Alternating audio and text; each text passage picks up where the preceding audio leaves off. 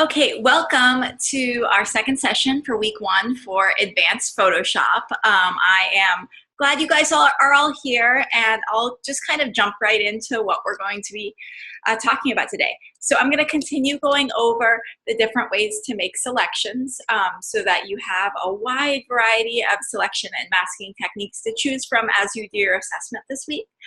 And then I will also talk about blending modes, because that is going to be very useful for you in your assignments and assessment this week as well. And if we have time, I'll talk about getting a job and all of that sort of thing.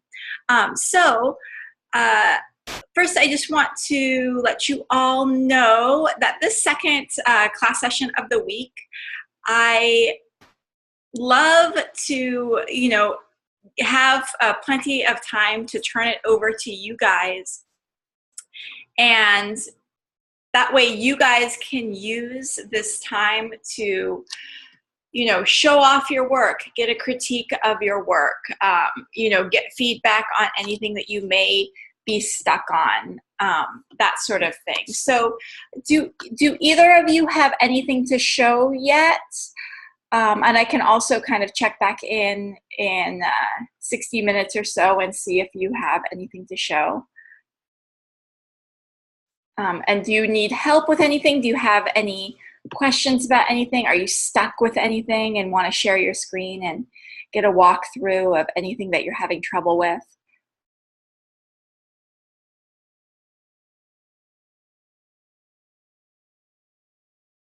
Oh, hello. My Photoshop doesn't show the same thing. Oh, no. Okay. So what I can do is I'm going to stop sharing, and then go ahead and hit your share screen. And I'd love to see what you're seeing, and let's see how it's different. Okay. Okay. I have to go. Let's see. Okay, definitely, Katie. Let's see.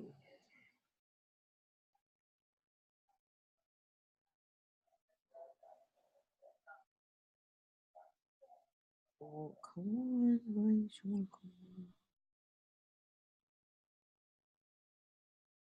come on?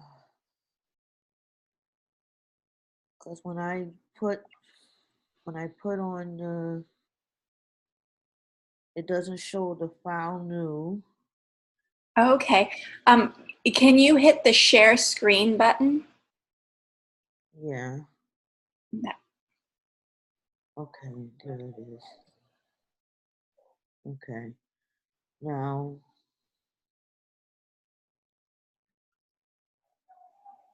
that's my screen there. Yeah, I'm not seeing your screen right now, but if you hit the button that should be right in the middle of your Zoom that says share screen, yeah, then I'll be able to see your screen. Let's see. Oh God, this thing is not right. Wait a minute, hold on. Let's see. There it is. All right. Now. Oh. Okay. You see my screen now? No, I don't think you hit the share screen button just yet. So if you could navigate back to the Zoom window, and then the share screen button will either be the green button that's at the bottom of your Zoom window, or the orange share screen button that's right in the middle of your screen.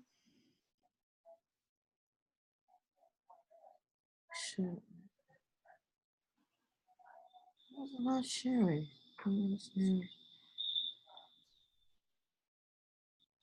So did you hit share screen, and what are you seeing now? I'm seeing I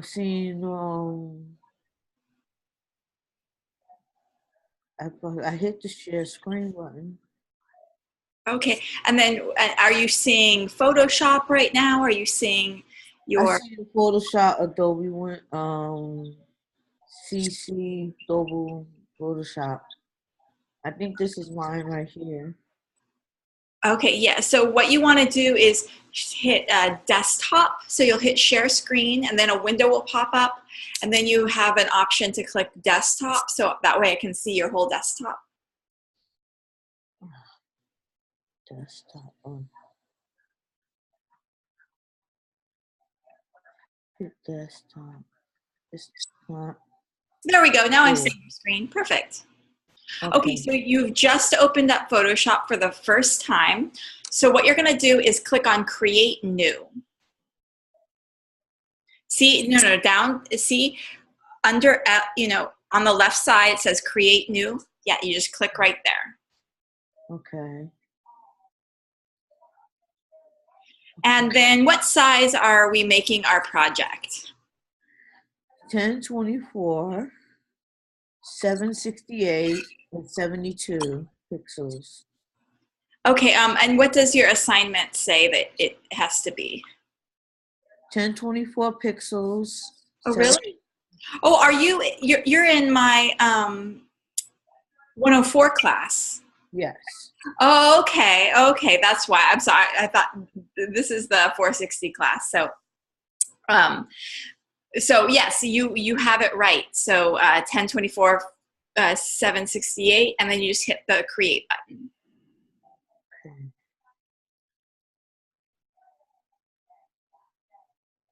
Now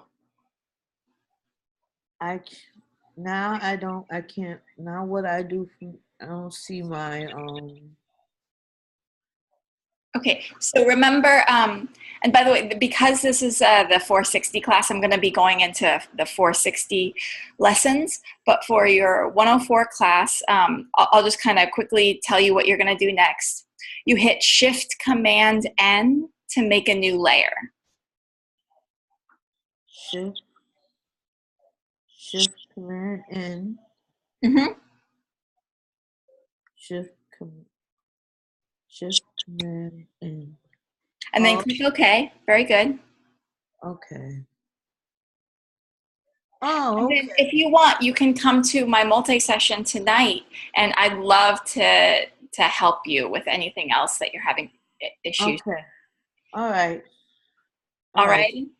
All right. Thank you. No problem. All right. Let me close out.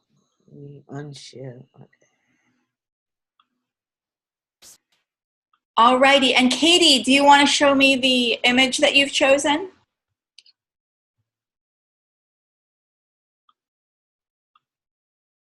Okay, cool. Go ahead and click share screen.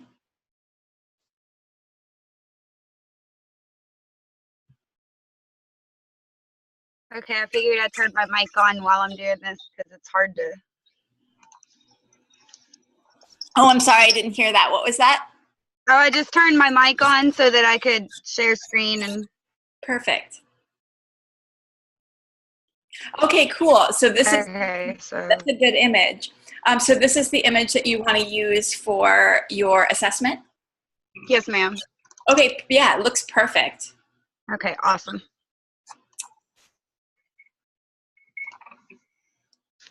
Cool, thank you so much. Oh, anything else you need help with, Katie?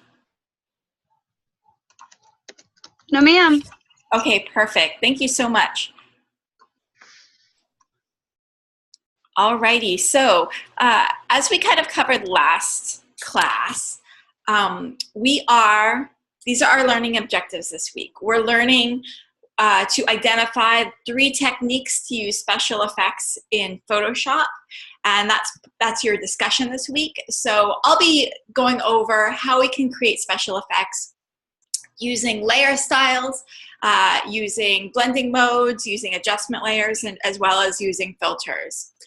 We're going to talk about, we're going to identify 2 techniques for applying lighting textures with Photoshop's advanced 3D tools, and that is something that we talked a bit about last class, where we were using the displacement map to create that 3D surface for our whatever we're mapping onto a background to make that look textured. And we are utilizing our texture mapping process to apply a pattern or a texture to a photographic subject. And we're identifying and applying 3 masking techniques, advanced masking techniques, to create a professional composition. So that's kind of where we left off last class. So I'll jump ahead. Again, just a few reminders. Please make sure to always back up your native file format.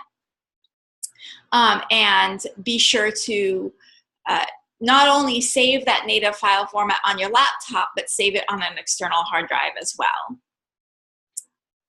And you guys know this because you're an advanced class, but you know, always attend or watch our weekly class lecture recordings. Take notes, because a lot of what we do is a process. And so you want to make sure that you remember all the steps of the process. And you simply can't just remember it by you know, sitting back and watching this like a TV show and expect that information to go in your brain. Writing it on notes is great, because then when you are on your own and doing your assignment, you can refer back to your notes. Contact me immediately when you have questions, because that is what I'm here for.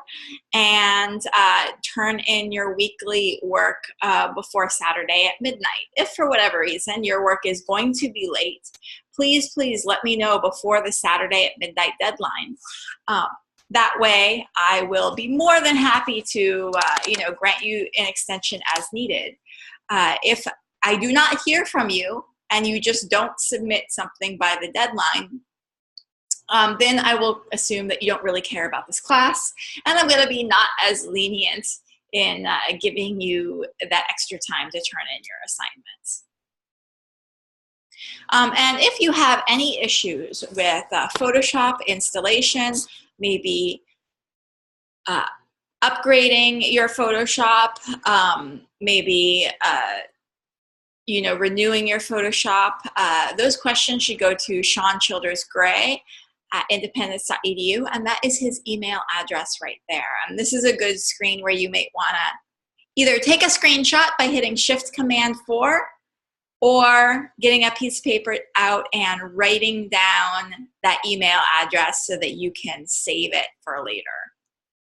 And there is, I kind of talked a little bit about this in my earlier classes that you guys have taken with me, but you know, there is a reason why I really strongly encourage you guys to write your notes by hand with a pen or pencil rather than type up your notes.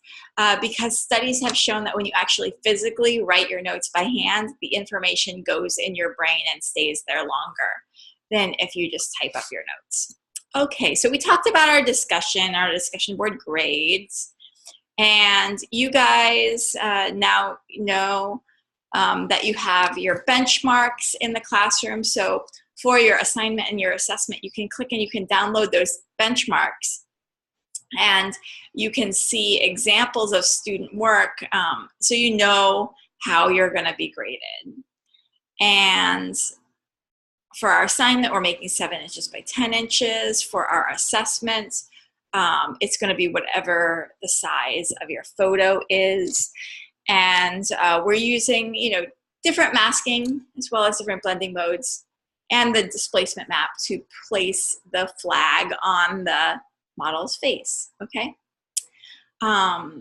So last class we talked about downloading copyright-free images. Remember that you can't just search on the internet for a free image and on Google and then just use it, you know, willy-nilly. There is a process for finding the images that you have permission to use.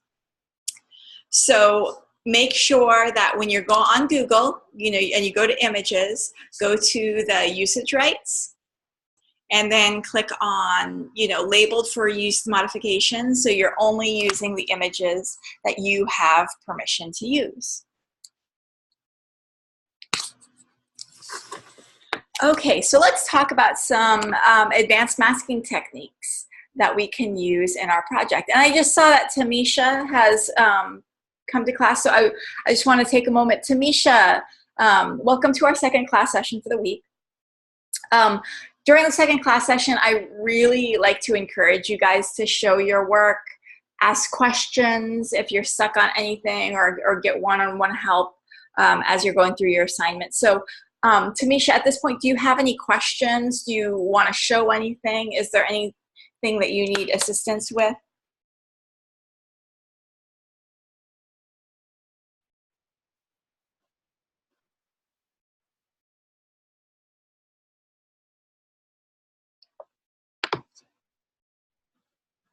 Any questions at all?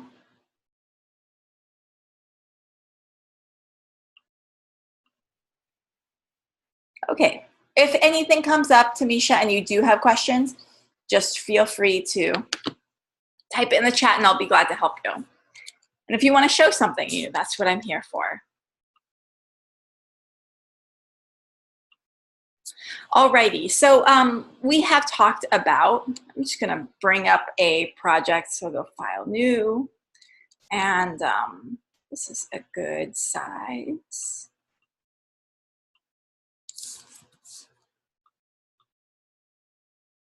There we go. And I'll just place something on here really quick.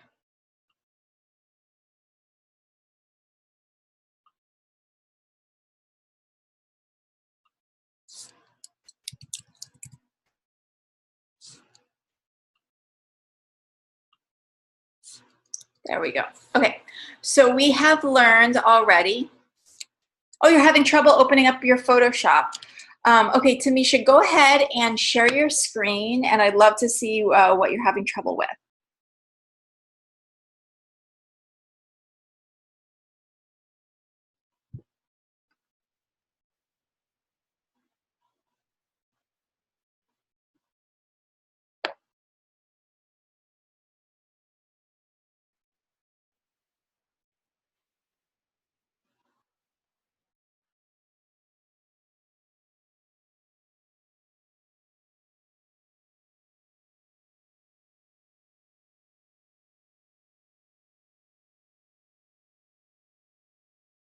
Okay, and then go ahead and I'll unmute you so you can talk.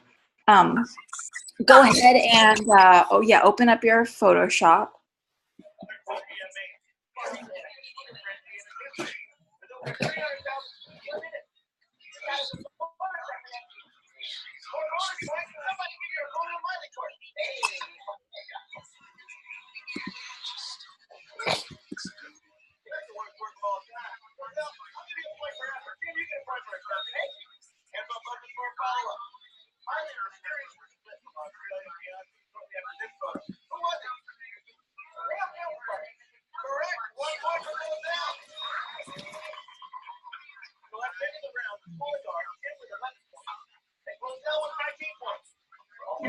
Photoshop is bouncing a whole lot, but not quite opening yet.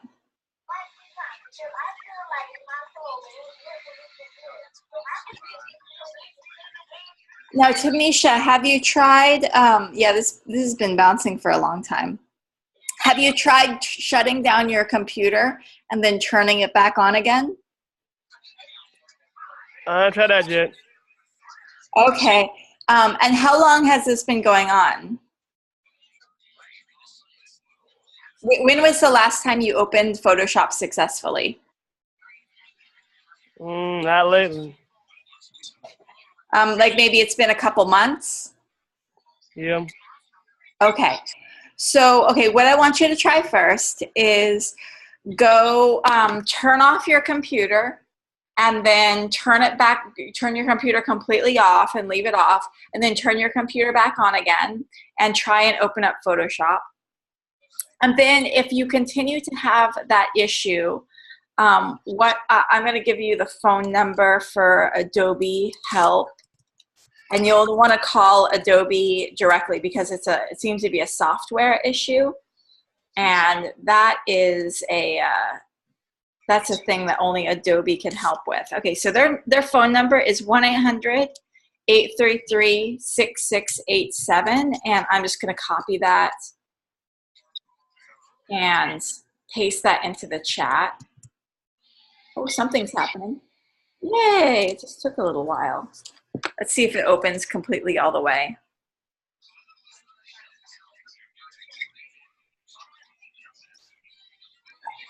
I kind of wonder if maybe you have a lot of files on your computer that need to be cleaned off. And maybe that might be why it's running a little bit slow. So see if you can move a lot of files to an external hard drive and delete anything that you don't necessarily need. And maybe that might make your computer run a little bit faster.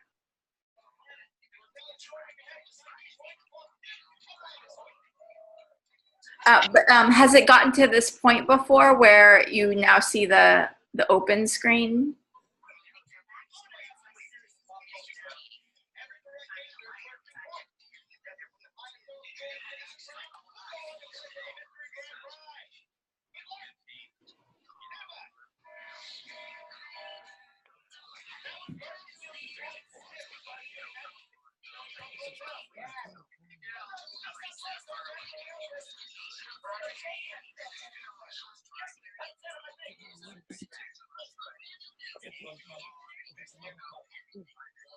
Okay, so I'm going to go and move on with the class. But Tamisha, what I want to encourage you to do is keep letting this load and see if it does load up all the way. Then clean off your computer, so delete as many unnecessary files as possible. Then turn your computer completely off, turn it back on again, and see if Photoshop loads up faster. And then write down that phone number, 1-800-833-6687, and call them if you continue to have trouble with your Photoshop working. Okay. Okay, I'm going to move on and go over the different selection and masking techniques.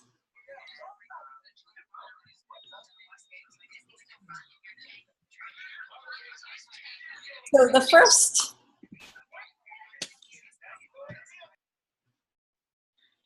first and easiest techniques that we've talked about are the marquee tools, such as the circular marquee tool, where you can make a selection with the simple marquee tools, and then after making the selection, click on the square with the circle inside of it, and everything that is black is cut away and hidden from the layer, and everything that is white is still going to remain on the layer. Control and delete, and Control and delete to get rid of the layer mask. Then you can also use your lasso tools, such as the freeform lasso tool, to make a quick mask. This would be called a garbage mask. And the thing about the lasso tool is it's only going to be as smooth as your finger is smooth. So not really good for precise selections. And then click on the square with the circle inside of it to make that mask. Control click on the layer mask and delete layer mask. Then you can use the magnetic lasso tool. And the magnetic lasso tool snaps to the edge of an object based on the color. But the problem with the magnetic lasso tool is it leaves a very jagged, pixelated edge. It's kind of handy for a quick mask that you'll want to refine a whole lot later.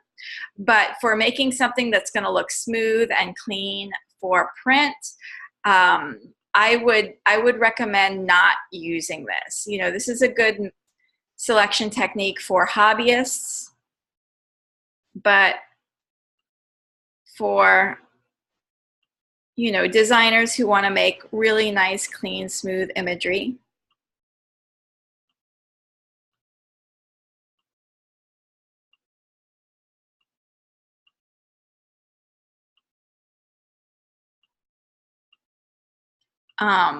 it's not ideal. And then I'll just kind of continue this.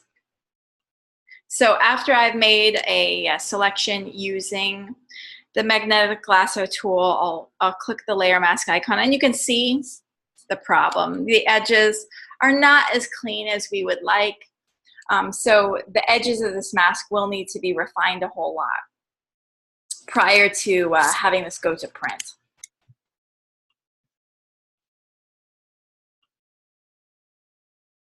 Next, we have the Magic Wand tool and the Quick Selection tool. So the Magic Wand tool, again, it's going to leave kind of a jagged edge because it's going to select an area based on the color of the pixels. So if we want to select this yellow, we can click on it with the Magic Wand tool. And if we want to continue to add to selection, we can click on the Add to Selection icon up at the top of the screen, which is the two light-colored squares intersecting each other. So we can continue to kind of click our way around this. But we're going to quickly find that the Magic Wand tool selection is going to have a very unclean edge and really not ideal for professional design work. Let's see how it looks, right? Not so good. Command D to deselect. The Quick Selection tool is a little bit better. It lets you paint in a selection, but it also is snapping just to pixels based on their color. And so you still are going to need to refine the edge quite a whole lot. Oh, and I accidentally had the Subtract from Selection option on. Need to have the Standard Selection, which is available up at the top of the screen on the left side. So we make one selection like that, and then we can click on the Add to Selection icon to continue to add to our selection like so.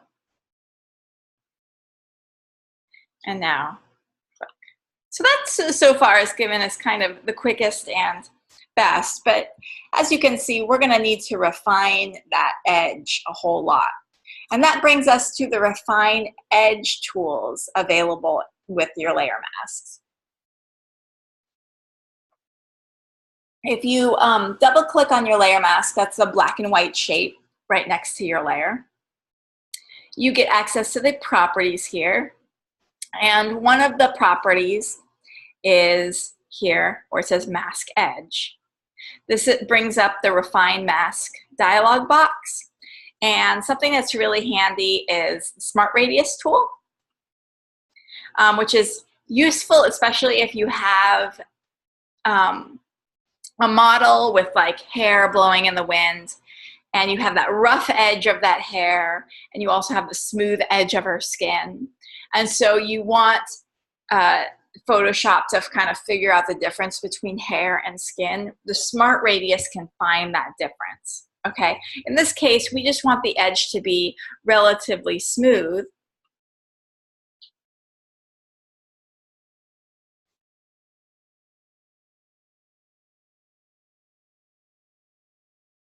Okay, Katie, I didn't quite get that, but let me know. And then if you have a smooth edge like this flower here, we can turn off Smart Radius. And then we can increase the smoothing. See how that smoothing is smoothing out the edge? And then we can also shift the edge. So if I want to kind of cut out that light, that kind of dark background there, you know, shifting the edge will help. And we can also increase the contrast to get rid of that feathering like so. And so we can continue to smoothen out the selection like that.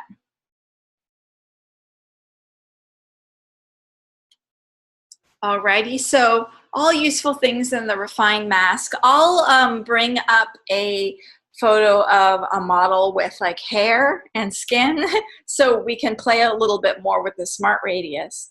And also this brush here, which is the Refine Radius tool, which helps us kind of find the difference between skin and hair. Okay, so another really useful selection tool is the pen tool. So it's really important to make friends with the pen tool because you're going to be using it not just in Photoshop, but in Illustrator and many other Adobe programs. And so with the pen tool, as long as we're on the path mode, definitely be on the path mode up at the top of the screen. Select path, not shape, because if you are on the shape mode, you'll just be putting a shape over your flower. So we want the path mode so we can convert it to a selection. And I tend to recommend, if you are making a selection with the pen tool and with the path, stay inside the outline of your shape, okay? Because you can always kind of bring out more when you use the refine radius tool, but it's harder to kind of cut in naturally. So the point is, you want a nice selection that doesn't include the background, right? So the pen tool, it takes a little bit longer, but I find if you have an object that has smooth curves and straight lines, the pen tool is great.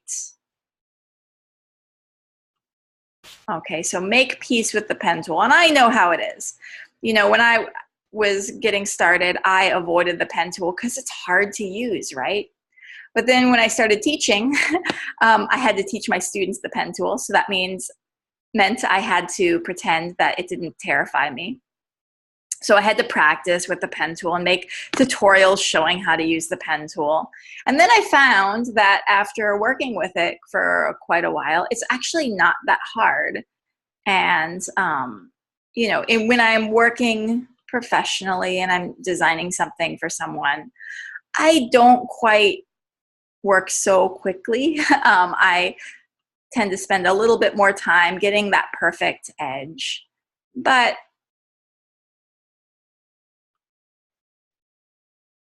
for demonstrations, right, it doesn't have to be quite so perfect. But what we're doing is we're just kind of clicking and dragging, using those Bezier curves to create the curve of our line.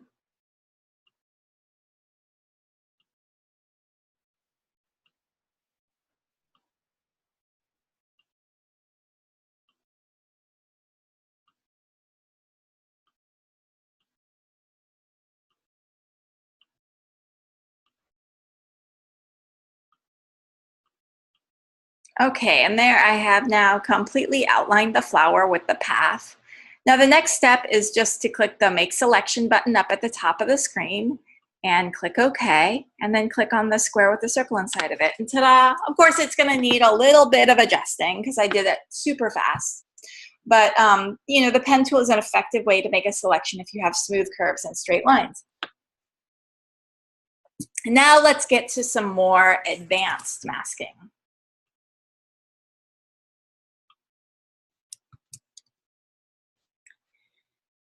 And so I'm going to go File, Place Embedded.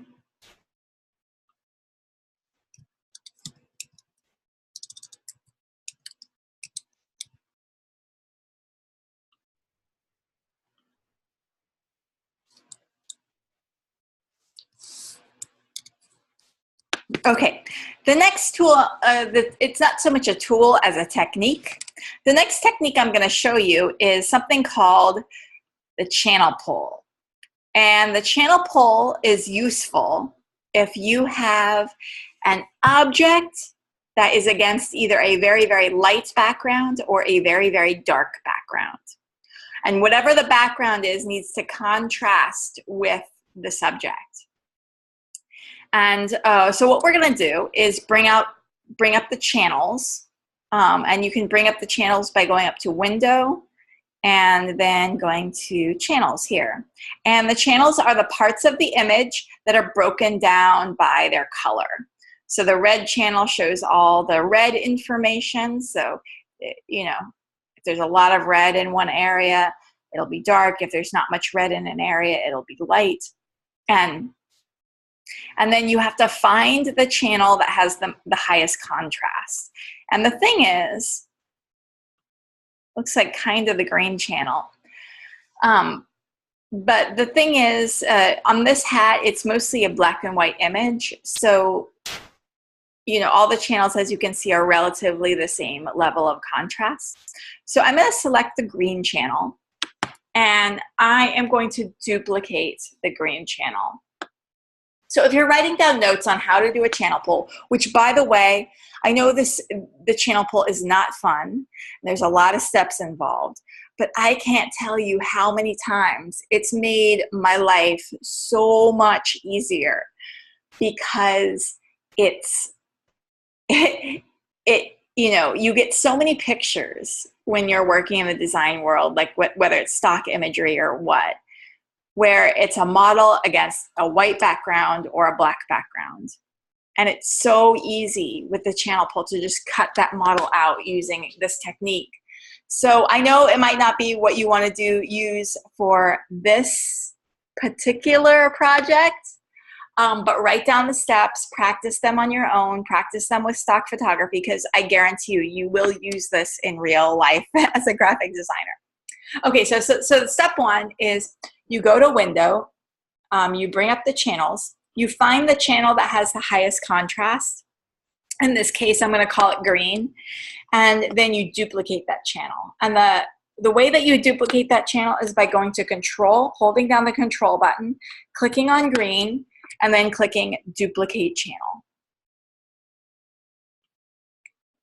Okay, now you're going to turn the eyeball on just on the green and get rid of the original green. So just on green copy.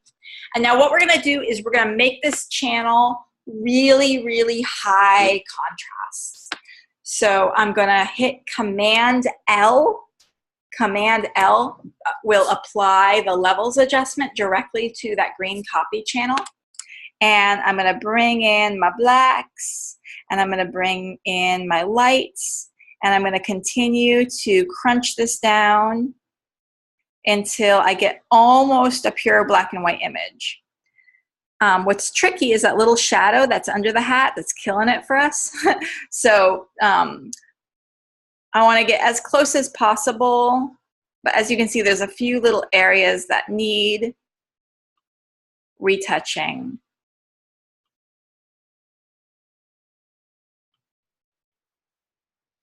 Which looks like it's going to be in this area. So what we're going to do now is get our brush tool out, put the color black on our brush tool, and every time we see white, we just paint it away. Okay, we might have talked about the channels in your digital photography class if you took digital photography. I may have also talked about it in DES460Week1b if you had me. Or if you had someone else, they may have, you know, in your previous Photoshop classes, they may have talked about it.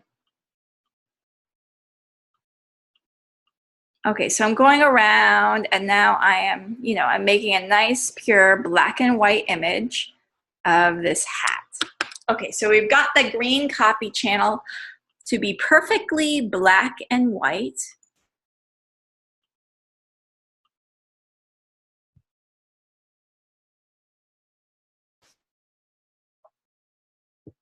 And now I am going to make a selection from it by holding down the Command button and clicking on green copy.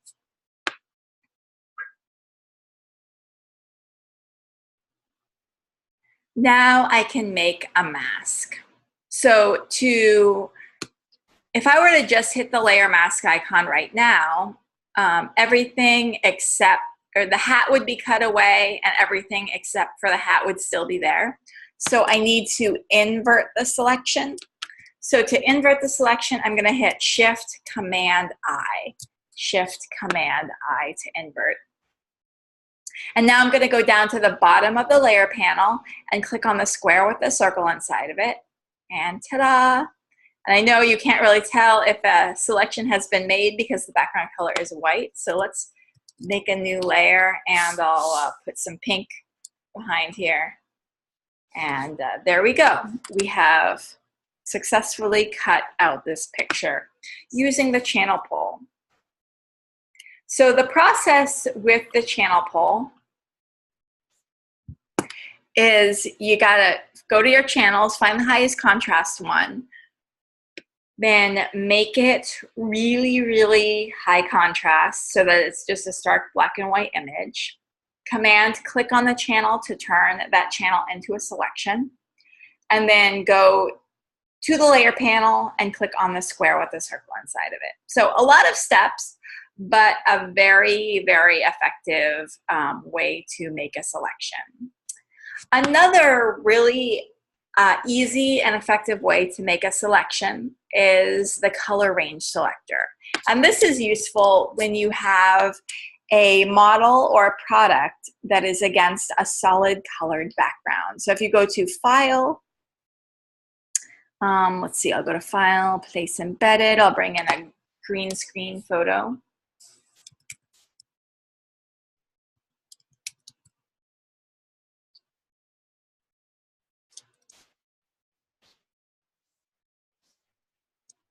Oh, I must have it somewhere.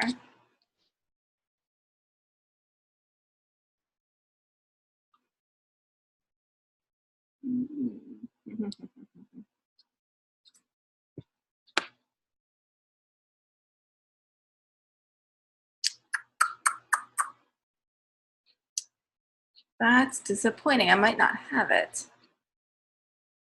Well, let's find a nice green screen photo, shall we? Okay. So I'm going to go on Google really quick, and I'm going to find a green screen photo.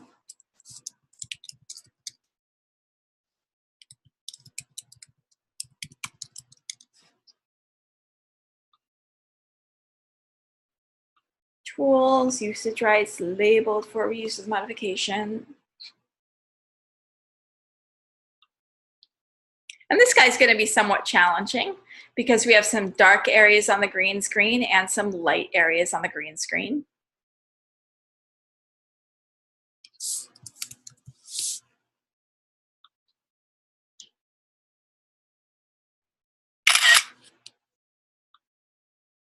So now I'm going to go File, Place Embedded, how we bring in all of our images into a document.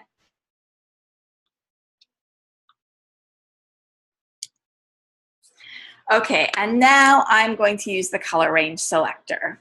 So I'm going to go up to the top of the screen and click on Select, and then I'm going to click on Color Range.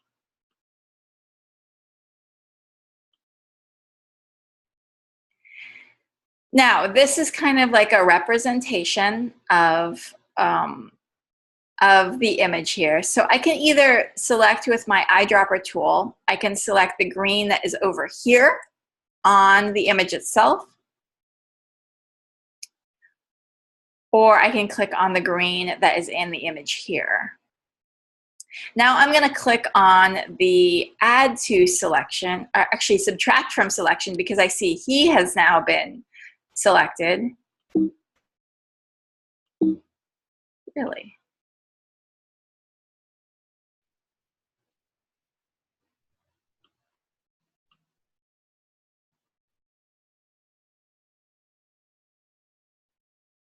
Okay. Add to selection. There we go.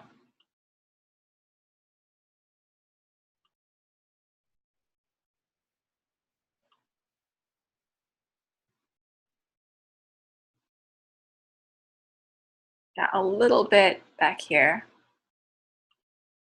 And it's always best to maybe cut a little bit too far.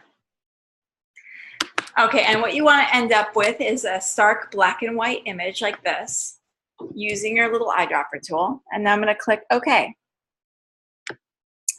So now I want to invert the selection because I've selected the background, but I really just want to select him. So I'm going to hit Shift-Command-I to invert.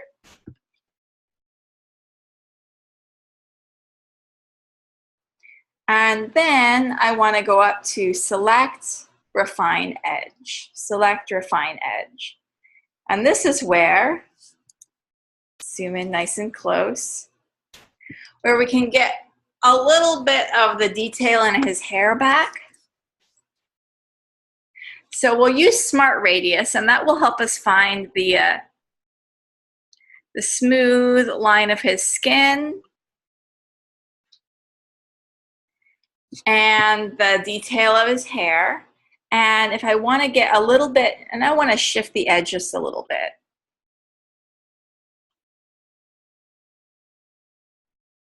And let's smoothen it out a little bit too. There we go. So I want to get a little bit more detail in his hair. So I'm going to click on the Refine Radius tool. And I'll paint up here. And see, now I'm bringing back, I'm showing Photoshop, hey, there's some hair details up here. We want to bring those back. Unfortunately, I may have smoothened the edge a little bit too much. Bring back some of these details.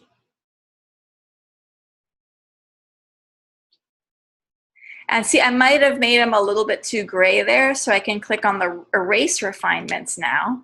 I can get rid of some of that gray. Just go back and forth between Refine Edge and Erase Refinements.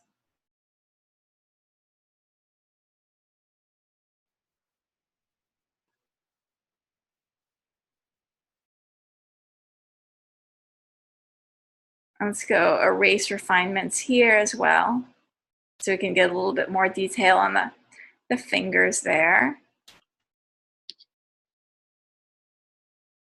We can also do Erase Refinements down here as well.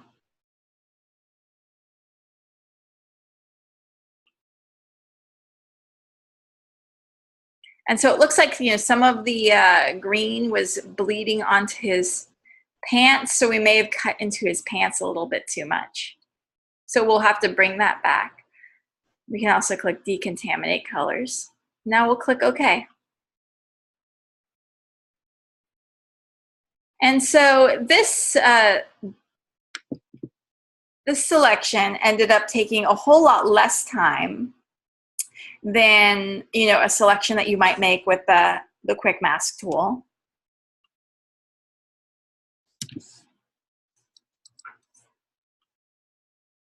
And oops, I painted directly on the image. I want to paint on the mask. There we go.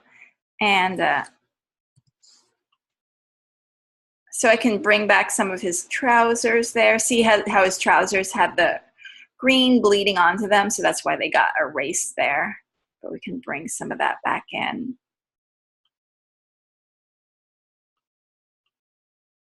That is the color range selector. Handy if you are against a solid colored background.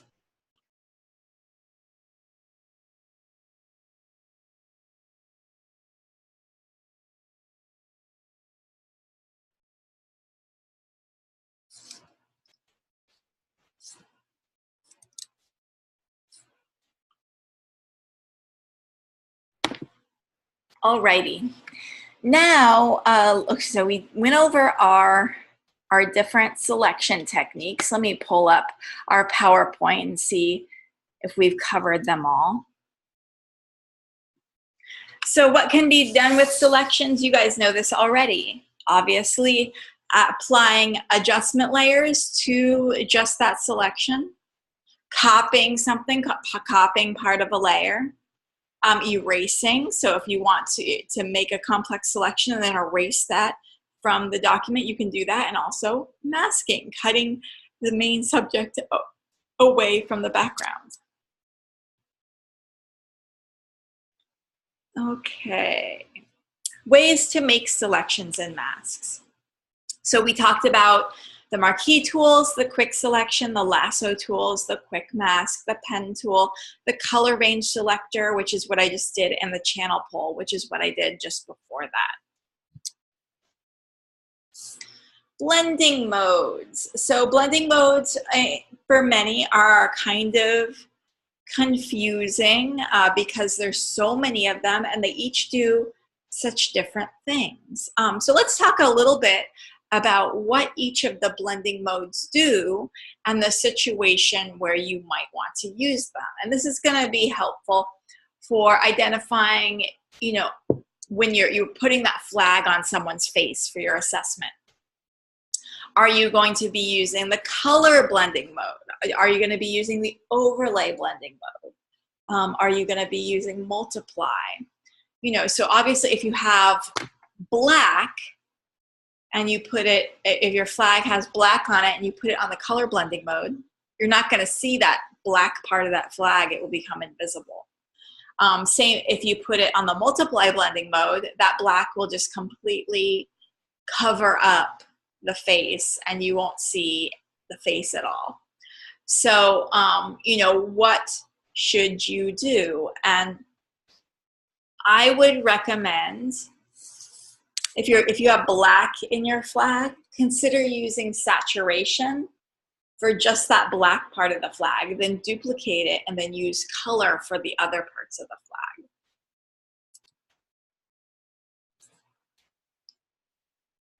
flag. Okay, so I'll just use this guy as a little example since he's here. What do each of these blending modes do?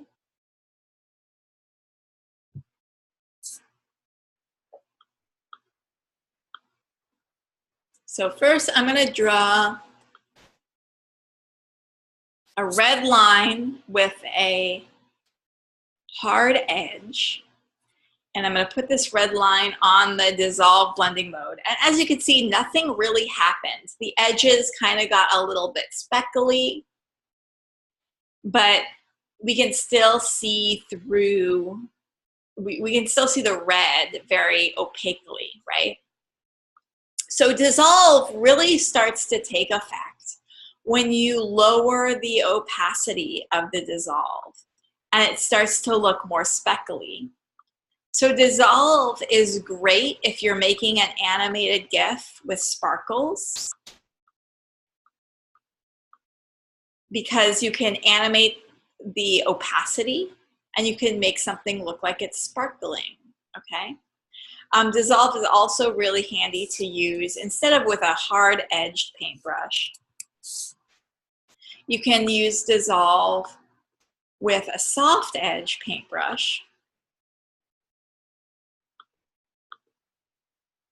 And it looks a little bit, you know, you can start to see the dissolve happening right away. So dissolve, great for sparklies, great for if you want to make something look like spray paint.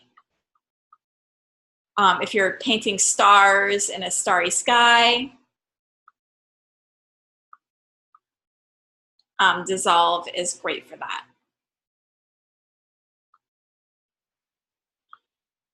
Darken. Okay, darken might be something that you want to use for your flag, especially, you know, if you have a color and you want the shading and the skin tone to show through. With darken, the darker color that's underneath is going to show through. Okay, so whatever is darker is going to come through. So if you have, this is especially useful, let's put darken on white. All right, see where I'm painting with white? We can see a little bit of white on the shine, but it's not coming through on his skin. And with black, it's going to completely cover it up. So darken is good for like if you have a mid-tone type color and the color underneath it is slightly darker, it's going to show through. Multiply.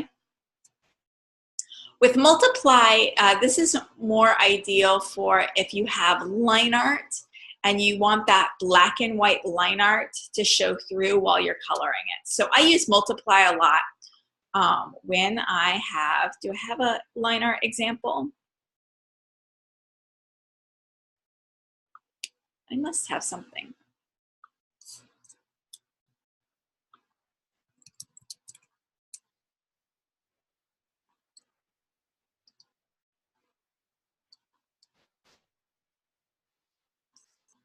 Okay, I'll use an example.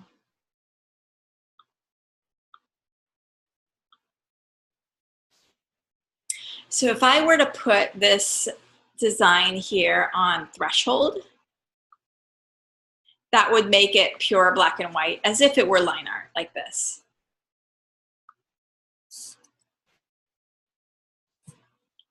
Now I'm going to make a new layer. And if I paint on this new layer with red,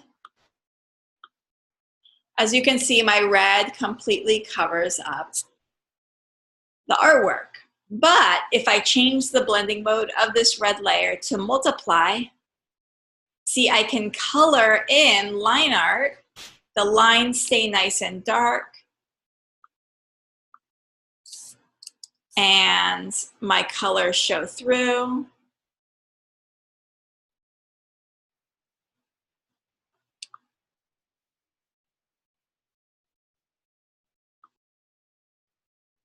Like that.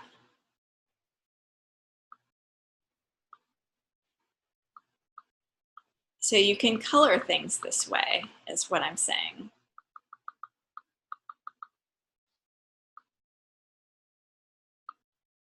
Color burn is going to, in addition to colorizing something, is going to increase the saturation. Okay, so color burn is great if you're making something look really fiery and electric, and you want to paint on that color mode, like that. That is what color burn does. Linear burn, it reduces the saturation. The saturation isn't quite so much, but the contrast, it emphasizes the contrast, okay? And with darker color, whatever it is that's the darker color is going to show through. Lighten. This is useful if you want to paint lighting on something, especially if you want to lighten the shadows.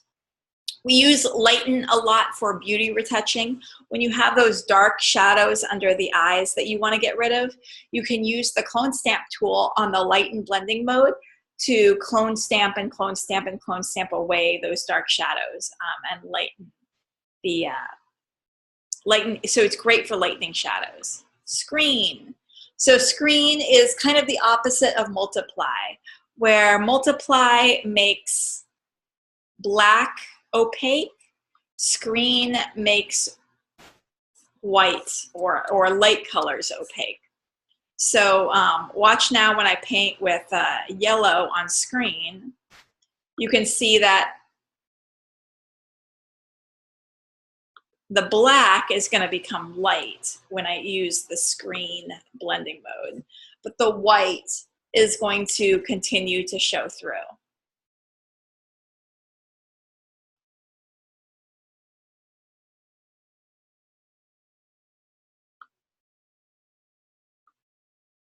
So color dodge, like color burn, color dodge is going to increase saturation, but instead of making the darks darker, it's going to make the darks lighter, okay? Color dodge is going to lighten and increase contrast, or lighten and increase saturation. And linear dodge is going to lighten and increase contrast without necessarily increasing saturation. Lighter color, whatever is the lighter color of the two is going to show through, basically. Overlay. Overlay is what we use all the time. So overlay is really handy because it's going to increase saturation. And if you're painting a light color, it's going to brighten up whatever is the midtones that are underneath. If you're painting with a dark color, it's going to darken those midtones. But mostly overlay is just going to affect the midtones. It's not going to affect the highlights. It's not going to affect the shadows. So I use overlay a lot to brighten up the eyes. So if you want to see, really see like the contrast between the irises and the pupils in someone's eye, you can paint with white over someone's eye and then put that white on the overlay blending mode and see it lightens their eyes like that, which is kind of handy. It can also easily make someone look like a vampire. So overlay is also great for adding texture because it will add the texture just to the midtones of the image, but the texture won't be on the shadows and the highlights, so it'll tend to look nice and natural. Hard light is great. Oh, so actually, we didn't talk about soft light. Soft light's great if you want to paint lighting into a picture and you want to get, you know, a picture to blend in with the background. So let's say, like, I wanted this guy to look like he blended a little bit more with the purple background. So I could paint purple lighting on him using soft light, right? So I'm just gonna get my brush out and I'll start painting some lighting on him, right? And this is a great way to get like your subject to match the background.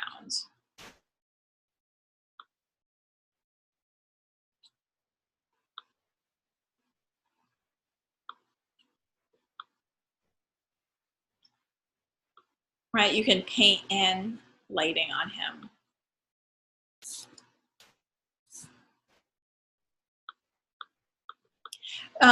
Soft light's also great for lightening shadows on a model. So if you see a lot of shadows and you want to get rid of those shadows, you can paint with white on soft light. So hard light is great for adding textures because whatever that texture is, it's going to show up in the highlights as well as the shadows. So let me just make a new layer.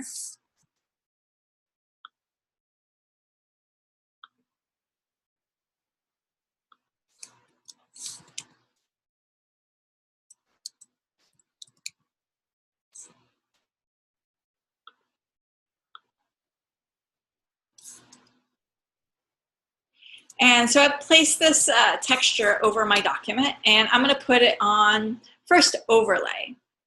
And so you'll notice with overlay that you see the texture quite a bit in the midtones, but in the shadows and the really black parts of his hair, you don't see the texture. And also in the highlights of his skin right here and the whites of his eye, you don't see the texture. But if I were to use hard light, you can see the texture not just in the midtones, but in the shadows and the highlights as well. Vivid light is going to increase saturation as well as making the texture show through in the highlights and shadows. Linear light, let's compare linear light to hard light. It's a little bit more intense, right? Let's see what linear light looks like when you're playing with color, right? A little bit more intense version of hard light. Pin light is the color is affecting the shadows and the midtones, it looks like, and the highlights, and also increasing saturation. Let's compare normal to pin light. And let's see our shadow, our texture on pin light, right? It looks like pin light also alters the color. And then hard mix. Hard mix is going to alter the color quite a bit.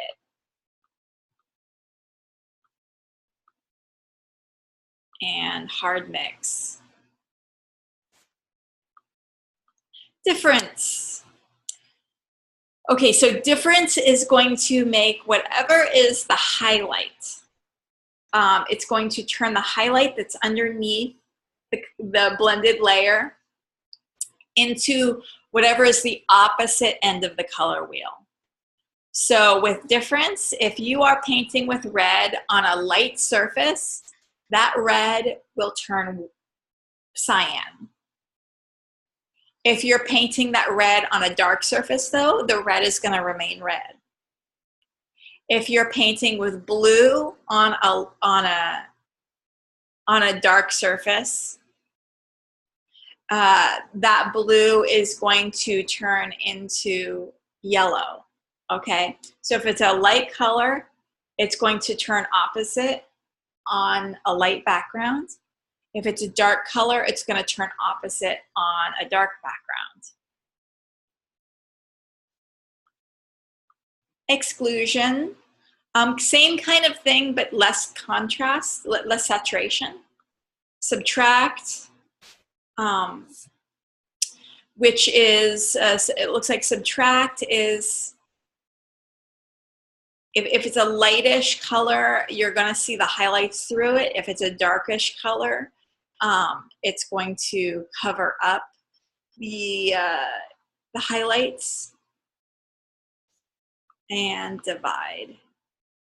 Divide is going to brighten as well as you turn the color into the opposite of what it is. Hue is just going to show the color information. Saturation, if you paint with a color on saturation, whatever's underneath is going to be more saturated. If you paint with black or white on saturation, it's going to turn whatever is underneath into black and white desaturated. So let me show you. I use saturation blending mode when I'm trying to whiten someone's teeth. So what you do is you get black and you go to the saturation blending mode and watch. Everywhere where I paint with black, it turns it into a black and white image. That's saturation, right? He is now gray. He is now a black and white photo. But if I were to paint with a color, it would become more saturated and he would become orange.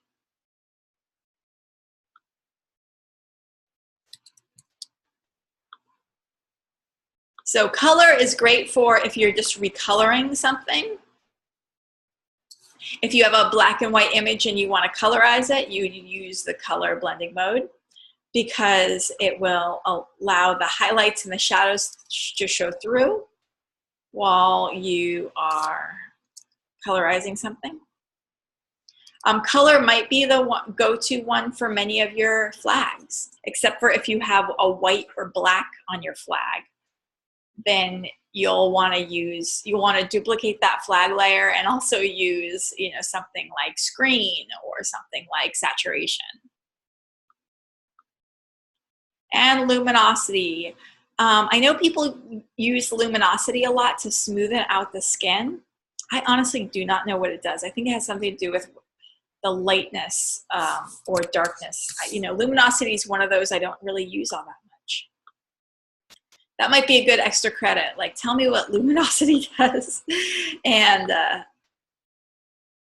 with lower opacity. And I'll give you some extra credit points. Okay. Okay, so those are the blending modes. I would say the ones that I use the most are multiply when I'm coloring line art. Then I use overlay for brightening up certain parts of the image, like the eyes or making something look like it's glowing. Soft light for lightening the shadows on the face. And color when I'm just recoloring something.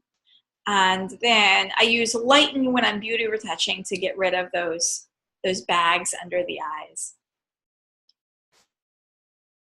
Any questions so far on any of these blending modes that I've talked about? Little tip, you can cycle through the blending modes by holding down the shift key and pressing the plus minus signs to go up and down. So if we want to see what this texture looks like,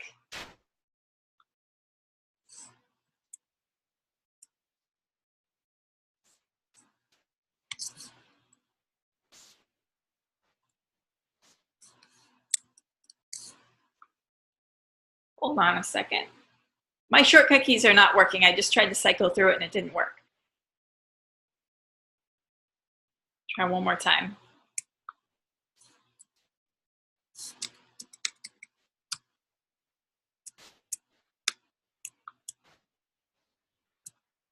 Yeah, it doesn't work for me. I think, but my shortcut keys sometimes don't work because I've messed with them so much. Okay, so special effects. So special effects are cool things that you can do in Photoshop that make, you know, that look fancy, basically. How do I explain it any better? So we can make all sorts of interesting special effects using adjustment layers, blending modes, and brush styles. Since we spent a lot of time talking about blending modes, let's talk a little bit about adjustment layers. So adjustment layers are found at the bottom of your layer panel, and there's a circle that's light on one side, dark on the other. And the blending modes that I use most are hue saturation, right? Hue saturation I use all the time because I can see what my design will look like if I change the color by moving the hue slider around, right? So this is a super easy way to recolor your design. And guess what? The cool thing about Photoshop, now that it has animation capabilities, is that you can animate the hue and saturation. So you can have a, you know, a photo of a person or a drawing, and then you can animate the hue slider so that you can make an animated GIF where the person changes color like this, which is pretty cool. You can also click colorize and easily turn your whole design monochromatic like so. Hue saturation. I also really like to use threshold, which is down at the bottom, in order to make a really stark black and white version of my project.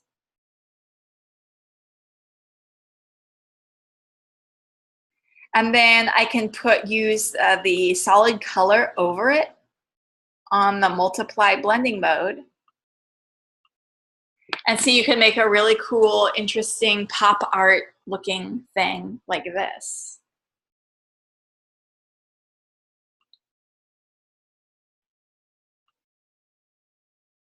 Alrighty, another really fun thing to play with is the gradient map in your adjustment layers. And the gradient map will apply the colors that you choose on your gradient depending on the value. So in this one, you can see the shadow areas have been made white and the highlight areas have been made red. I can click reverse and I can make something like that, which is a little bit better. And I can also easily change the colors here. And I can make it, this is also a very pop art looking thing.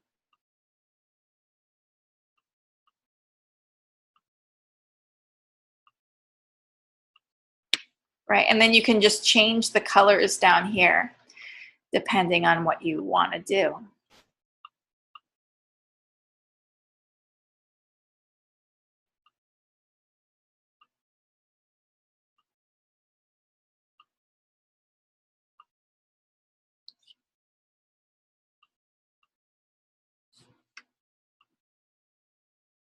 Right, and that is gradient map.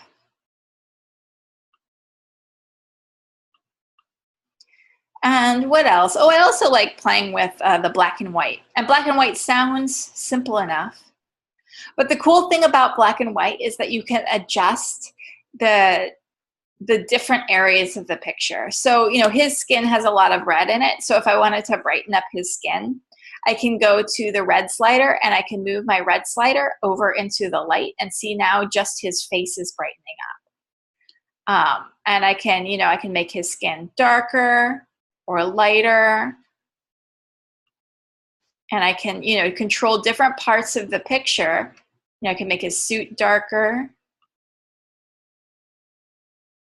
depending on how I move these sliders. And then after you've used the black and white to make it, you know, just what you want, you can tint it as well.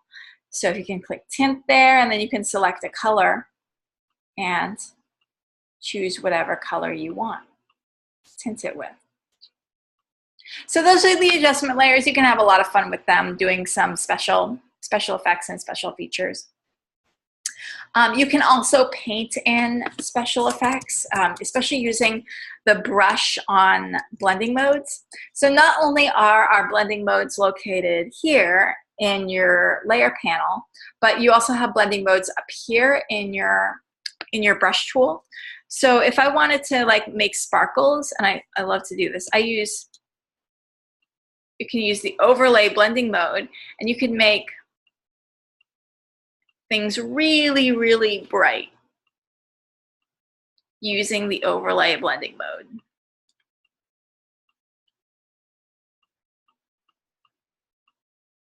And you can continue to scrub, scrub, scrub, scrub, scrub, and make things really, really bright. See how that red is really saturated?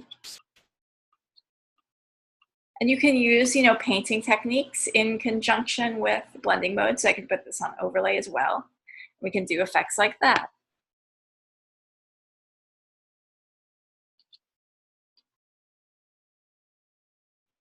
Okay, now layer styles are yet another way to make special effects. And to bring up the layer styles, all you have to do is click on the blank blue area next to the layer in the layer panel. And the layer styles will be applied just to the layer itself. So let's say I want to make a little outer glow. I can click on outer glow, right? And do a little spread on here, do a little size. I can increase the opacity, put it on hard light if I wanted to, or put it on overlay. And we can make, you know, we can even add a little noise to this, make them a little bit splotchy. And we can make some interesting effects with just the layer styles. We can also add bevel and emboss to make things look three-dimensional. We can add strokes. So play with the layer styles because these are also additional special effects. Now, next we get to filters, where you can do all sorts of things. And a very common thing to do with filters, I think what everyone always likes to go to is the liquefy filter. This is where you can significantly distort your photo. So if I want to add liquefy, what I'll do is I'll click on filter liquefy, and then here in the liquefy mode with the liquefy filter, we can use the forward warp, which is the finger tool. I call it the finger tool, to distort and warp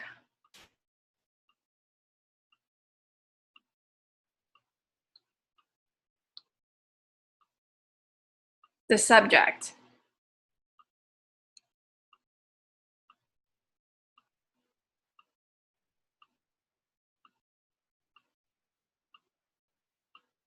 You can also use the bloat tool to make certain parts of the image bigger. So if I wanted to make his eyes bigger, I can just click on them like that. And you can also use the pecker tool to make certain things smaller. So if I want to make his lips smaller, I can go like that.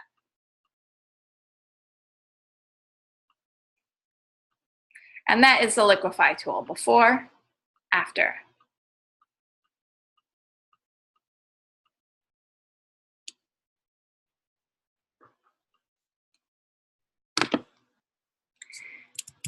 Now, what I like to do is make for other filters like the artistic filters, I like to make a blank layer. In this case, I'll make a blank layer on the overlay mode. And I'll fill with an overlay neutral color. And I'll click OK. And then I'll go to Filter,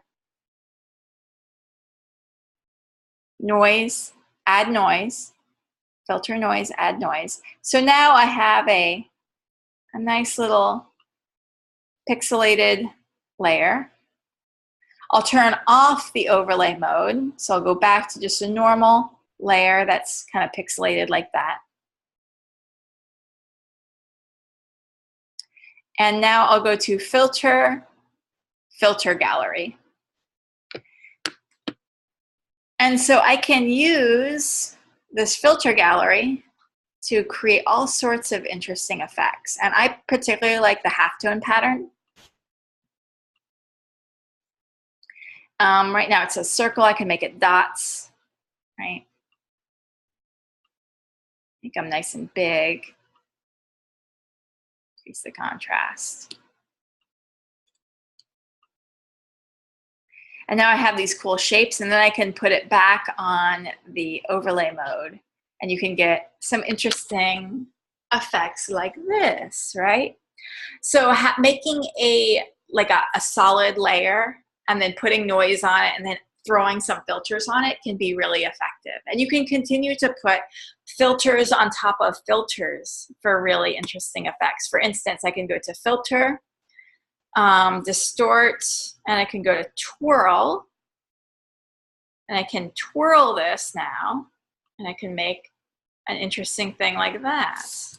I think the twirl is now in the middle.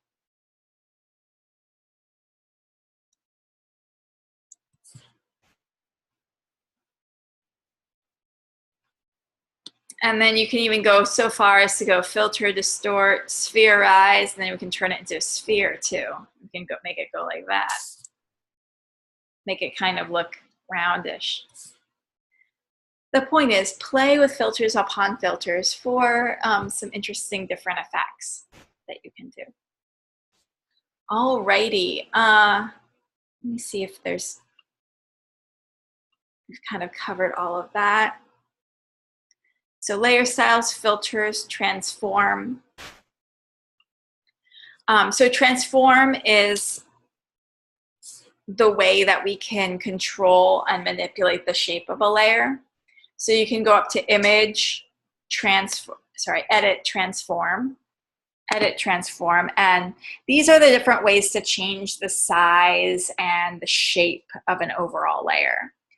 So you can go to, I like the free transform or the warp, because this is where you can move, parts of a layer around, change its shape, distort it. And this is especially useful for kind of making things look like they're wrapped around something. Right? And that is transform.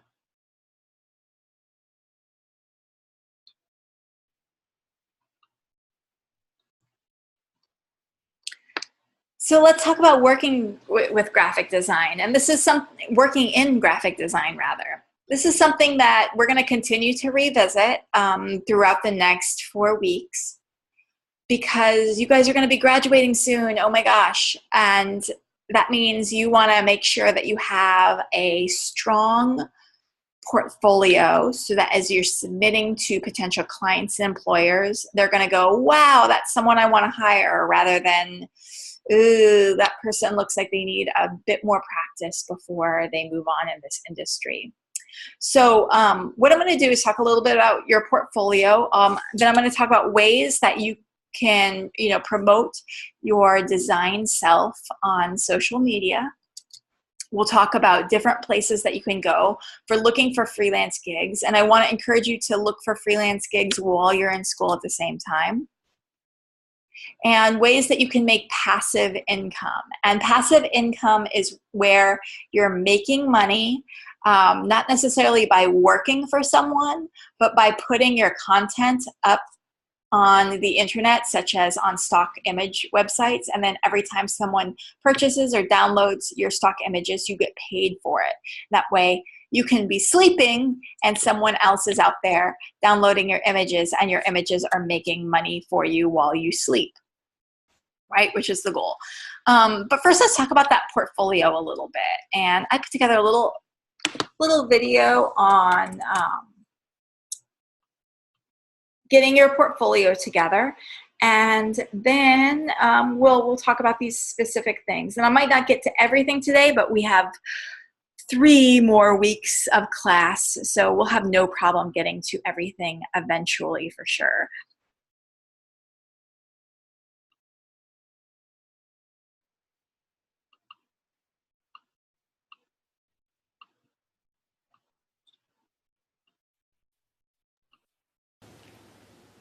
Hey you guys, periodically during this course, I want to take a moment to kind of make eye contact with you and talk to you about some really important things related to this course and also to your career as a graphic designer. One is, what do you intend to do after you get your degree? A degree is great. A degree kind of gets your foot in the door. But what's gonna get you the job is your portfolio and having a very high quality portfolio. And the fact is, if you don't have a good portfolio, you might not get a job. And these student loans, they're kind of expensive. And so once you graduate, you want to be able to pay off those student loans and not have to worry about your income. And so that's why it's really important to have a good portfolio to get a job. No portfolio, no job. It's pretty much just exactly like that. So let's talk about your portfolio. Now here I have a hard copy portfolio. It's really big like this, and it has my pieces printed out like so, and you can see that these are on kind of a hard matte board. It's glossy, it's really high quality print. But what a lot of you guys are going to want to do first is put together a online portfolio, which is basically like a website of your work. Now, in a couple of weeks, I'm going to talk to you specifically about that. But for now, what I want you guys to think about is what is going to go into your portfolio and what is going to constitute high quality work that will get you hired. So one thing to think about is all of these assignments that you're doing in class. Now, a lot of your 100 level classes like DES460, a lot of those assignments in your classes are like exercises that teach you the tools of the program. So those exercises might not be adequate portfolio pieces. Employers are going to want to see high quality professional looking work, and to get yourself thinking about what that means and what high quality professional work looks like, I'd really encourage you to visit a couple of graphic design websites. For instance, thedesigninspiration.com.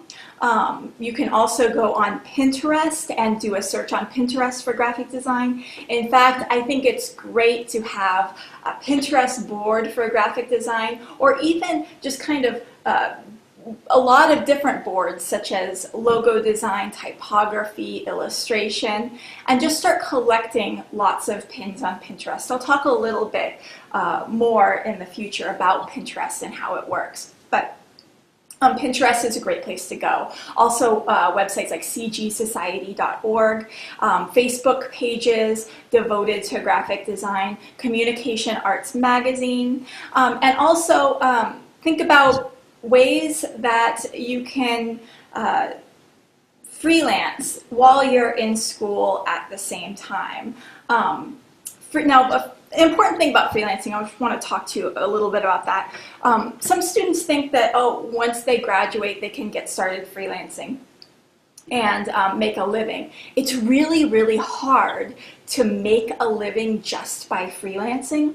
That's why I really hope that a lot of you are making it your goal to get an actual job or a career in graphic design, working for a company first.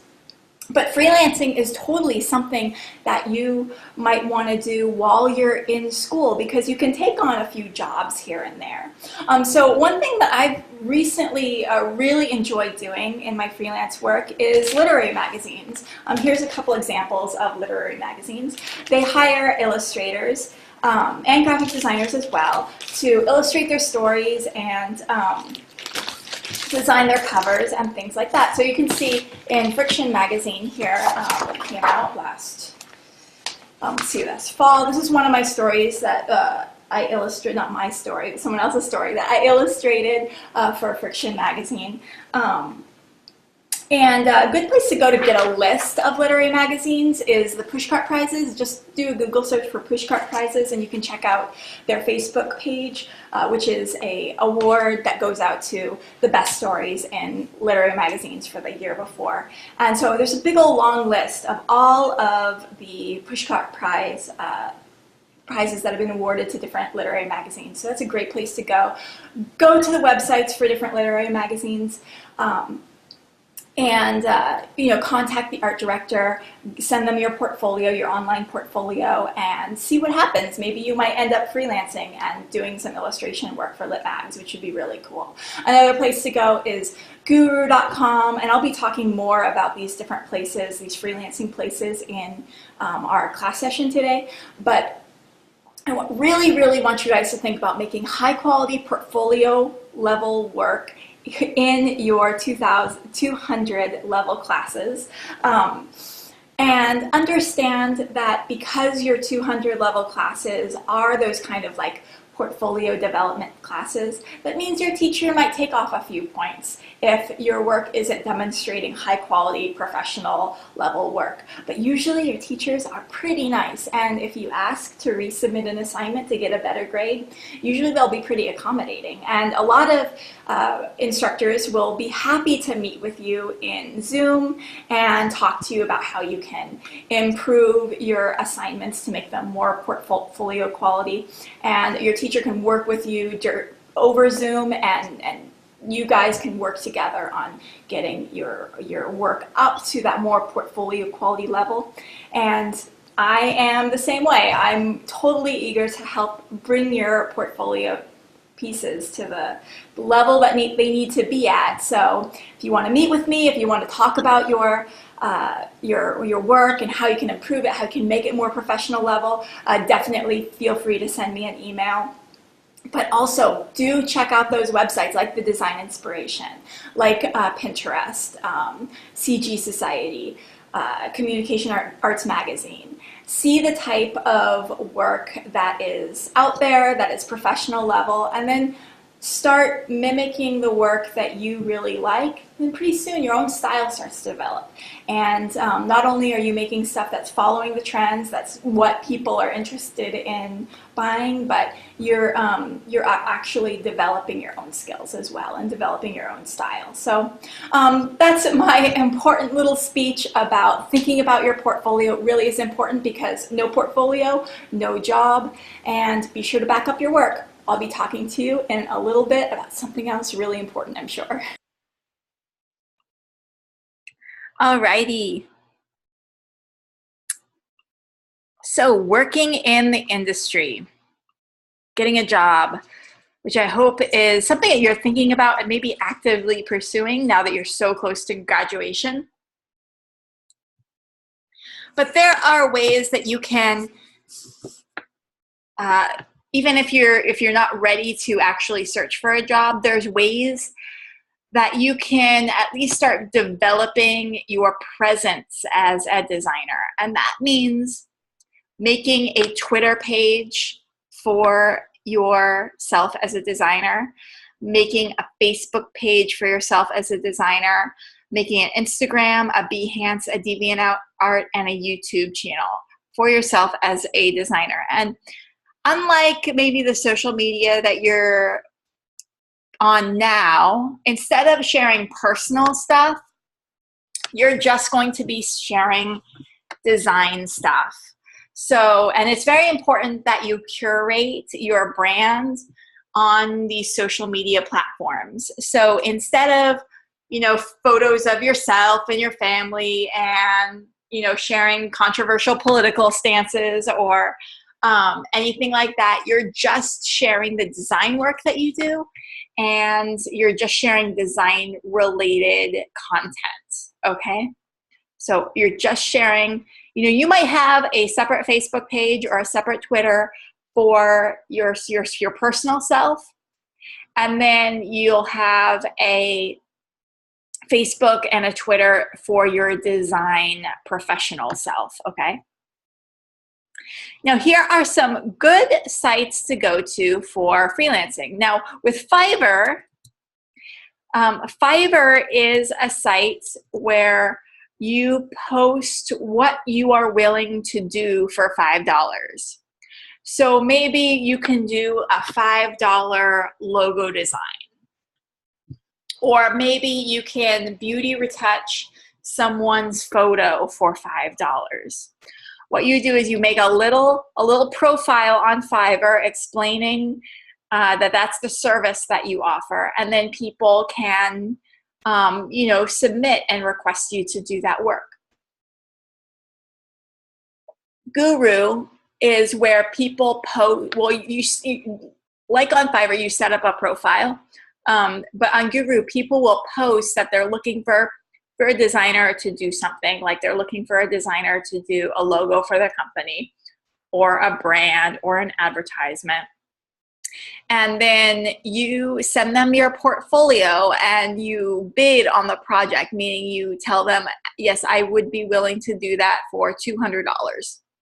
And then if they like your work and they like that price that you've offered, they will respond back, and you know, all the payment and everything is done through Google, so it's nice and safe, and you aren't going to get, you know, you're not going to get into a situation where someone doesn't pay you, because it's all handled through Guru.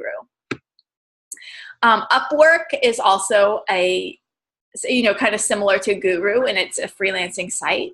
Coraflot are some others. And then jobs.mashable.com and jobs.smashingmagazine.com are good places to look for graphic design jobs. Okay, so I would say bookmark those websites and visit them. Passive income. Passive income is the best because it's the type of income that you get when you are sleeping and your content is out there making money for you. And stock images and stock photography and stock graphics are great ways to make passive income for yourself. So whether you're a photographer or a designer or an illustrator, you can upload your photos and illustrations and designs to stock image websites, and then you get paid every time someone downloads your work. I think Shutterstock is the easiest and best way to get started in the stock image business, because it's just the way they do everything is so easy. So if you're just kind of getting your feet wet, head over to Shutterstock. You go to this website, submit.shutterstock.com, and you get started by submitting your 10 best images. And then Shutterstock will either say, yes, your images are great, and start uploading to our site, or they'll say, no, there's something wrong with your images. And they usually tell you what is wrong with your images so that you can then resubmit. And then once you get started with those 10 good images, you can start uploading, and then every time someone downloads your pictures, you get paid for it. And there's some people that make, like, their sole income is from selling stock images. I've heard of people making $70,000 a year selling stock images. Of course, that means that you have to make a lot of content, and you have to make a lot of content that people are willing to pay for. Abstract images that are beautiful are a really great way to get started, even though you might not be able to, you know, spend a lot of money on travel and equipment. In fact, I've been able to make some really interesting looking abstract images with like, you know, just things I find around the house. So abstract photos are great for desktop backgrounds for presentations, textures to overlay on top of like posters and things like that. They're great for decoration and decor. You know, people also put them on patterns for merchandise. So what are some ways that you can make abstract photos? And you can do this in Photoshop as well. You know, to snap a photo with your camera and then alter it in Photoshop to make it kind of abstract and interesting, upload it to stock image website, and then start getting paid for it.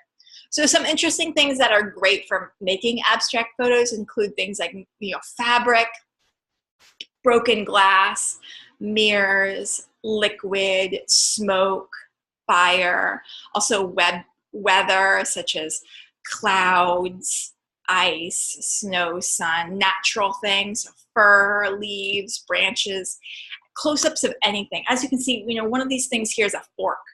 And so a close-up of a fork is now suddenly really interesting, and it would make for a really beautiful desktop background. So abstract photos. Now this abstract photo that you see here on this slide is simply oil and water in a pan with a sheet of yellow construction paper and a sheet of orange construction paper behind it. And you know, this is a really beautiful abstract photo. It almost looks medically. And you know, snap a really close-up picture of oil and water with a colored background, and it looks really interesting. This is a photo that I took of, it's simply glitter in a transparent pan with light shining underneath it. And not only is this a really interesting desktop background or a wallpaper or a background for something, it also kind of looks like space a little bit. And you know, nice and abstract. You could put it on typography and do something really interesting. And this is the setup that I did just to make that photo. So as you can see, it's a floodlight underneath a pan of glitter and a mirror on top. So I was shooting at the mirror as I was taking the picture. And then I brought it into Photoshop, so it was kind of gold. And then I did some adjustments to the color, and I also did some clone stamping to get rid of the seams. And then I ended up with this, I think, kind of interesting kind of starscape. And this is another one that I did. There's some holes in the glitter, and they almost look like nebulas.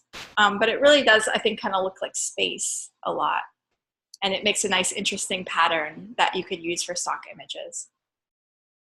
So in addition to, you know, taking your photos and, you know, recoloring them in Photoshop, you can use filters, adjustment layers, experimentation to make in Photoshop some really interesting shapes and designs.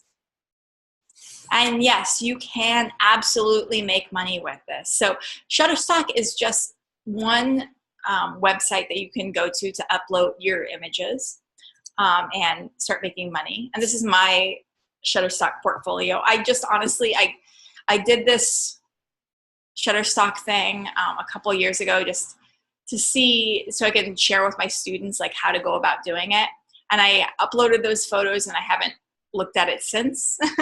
And then without doing anything, you know, I looked on recently, I had $40 that I made. But if you upload stuff regularly, you can definitely make more than $40. And, you know, if you actually work at it, I had a student who, you know, she uploaded her photos to Shutterstock, and then the next day she said she'd already made $5. So if your photos are on your hard drive or computer, they're not making money for you. So put them out there on the world so that people can download them and you can start making some money. So here's another article that goes over selling stock images. Make some money, guys. Envato, market.envato is another place that you can go to sell digital products, and Photodune as well. So market.envato.com. Alamy.com. You get 60% of each sale. Crestock.com.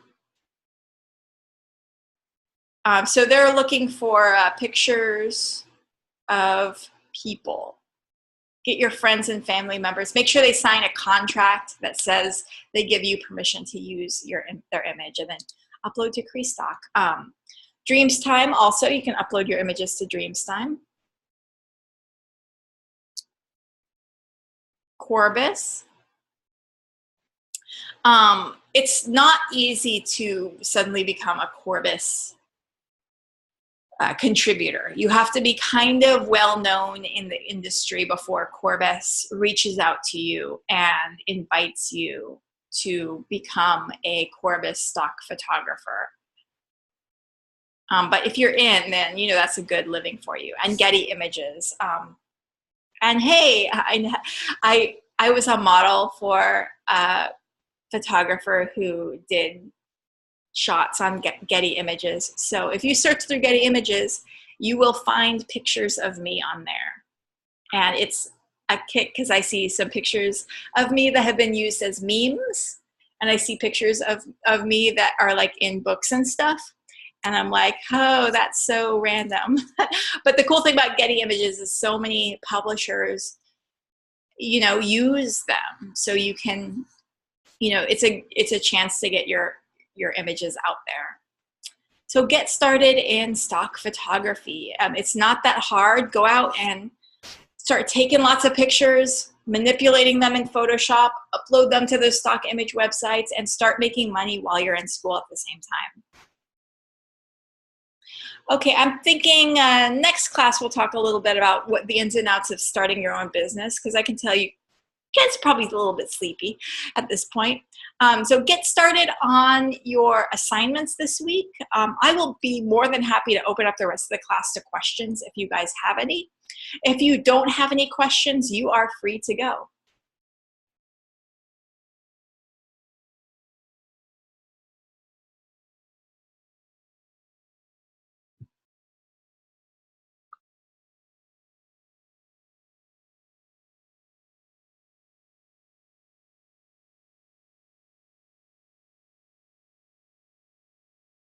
Thank you, Katie. Thanks for stopping by, and I will see you in the classroom.